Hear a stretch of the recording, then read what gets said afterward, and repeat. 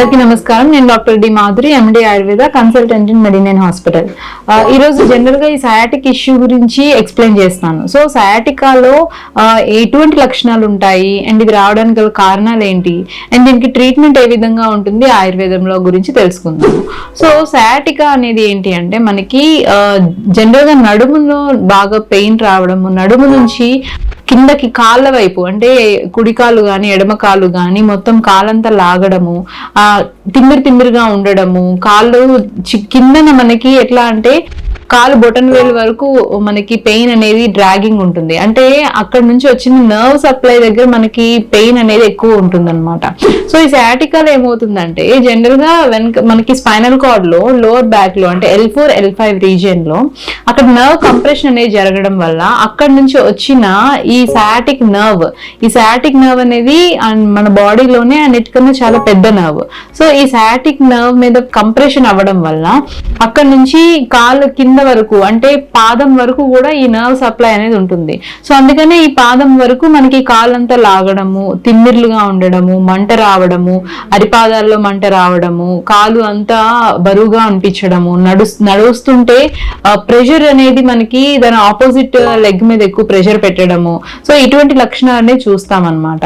ఇది ఆయుర్వేదిక్ లో ఈ సయాటికాని గృద్రసి వాతం అంటాము. సో గృద్రసి అంటే ఏంటి అంటే వల్చర్ అన్నమాట. అంటే ఈ వల్చర్ యొక్క వాక్ ఎలా ఉంటుందో అట్లాగే ఈ సయాటికా ఉన్న వాళ్ళ యొక్క నడక అలా ఉంటుంది.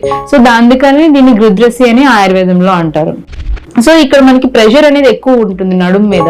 ఆ నడుము దగ్గర కూడా అంటే మనకి ఈ సయాటిక్ నర్వ్ దగ్గర ఎక్కువ ప్రెషర్ ఉండడం వల్ల ఈ లక్షణాలన్నీ చూస్తూ ఉంటాము. సో అసలు ఇది ఎందుకు వస్తుంది అంటే మెయిన్ గా ఏమన్నా సివియర్ గా ఎక్కువ బరువులు ఎత్తిన వాళ్ళలో అంటే లైక్ వాళ్ళ ఆక్యుపేషన్ విధంగా కొంచెం ఎక్కువ వెయిట్స్ లిఫ్ట్ చేయడము, లేకపోతే ఒంగోని ఏమన్నా ఎక్కువ బెండ్ అయ్యి పనులు ఎక్కువ చేయడము, లేదా కంటిన్యూస్ గా ఒకే దగ్గర ఎక్కువసేపు కూర్చోవడము, ఇటువంటి లక్షణాలు ఇటువంటి హ్యాబిట్స్ ఏమన్నా ఉన్నా, లేకపోతే సడన్ ఇంజురీ ఏమన్నా జరిగినా అంటే స్పైనల్ కార్డ్ లో ఏమన్నా ఇంజురీ జరిగినా, ఏమైనా యాక్సిడెంట్స్ అయినా సరే వీళ్ళలో ఎక్కువగా మనకి ఈ సిమ్టమ్స్ అనేవి చూస్తూ ఉంటాము.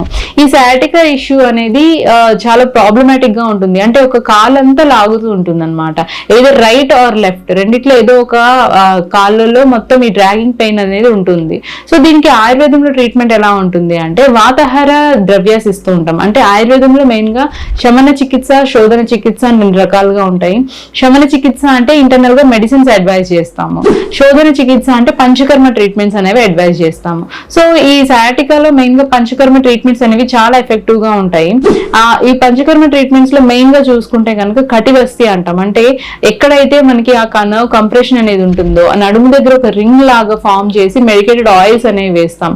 సో అక్కడ మనకి స్కిన్ యొక్క పోర్స్ ద్వారా ఆయిల్స్ అబ్జార్ప్షన్ జరిగి మనకి అక్కడ లూబ్రికేషన్ పెరుగుతుంది. అక్కడ ఆ కంప్రెషన్ అనేది రిలీవ్ అవ్వడానికి అండ్ చుట్టుపక్కల ఉండే టెండాన్స్ కానీ లిగమెంట్స్ కానీ స్ట్రెంథనింగ్ రావడానికి మనకి చాలా హెల్ప్ఫుల్ అవుతుంది అనమాట. దీంతో పాటు అభ్యంగం అని, స్వేదం అని, వస్తి ఇస్తూ ఉంటాము. అంటే ఇంటర్నల్ గా మనము ఎనిమా థెరపీ ద్వారా మనము లోపలికి కషాయాస్ కానీ మెడికేటెడ్ ఆయిల్స్ కానీ పంపించడం జరుగుతుంది. సో ఈ వస్తి థెరపీ వల్ల కూడా చాలా వరకు మనం ఈ సయాటికా ప్రాబ్లం నుంచి బయటపడచ్చు.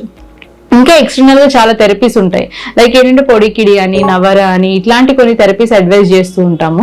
సో ఈ ఎక్స్టర్నల్ గా మనం ఈ పంచకర్మ థెరపీస్ తో పాటు ఇంటర్నల్ గా మెడిసిన్స్ తీసుకుంటూ కొన్ని పోస్చర్స్ రిలేటెడ్ గా కేర్ తీసుకుంటూ ఉంటే గనక ఈ సయాటికా ప్రాబ్లం నుంచి బయటపడచ్చు. సో ఇటువంటి ప్రాబ్లమ్ తో ఎవరైనా బాధపడుతూ ఉంటే గనక ఒకసారి మా మెడినైన్ హాస్పిటల్కి వచ్చి విజిట్ చేయండి.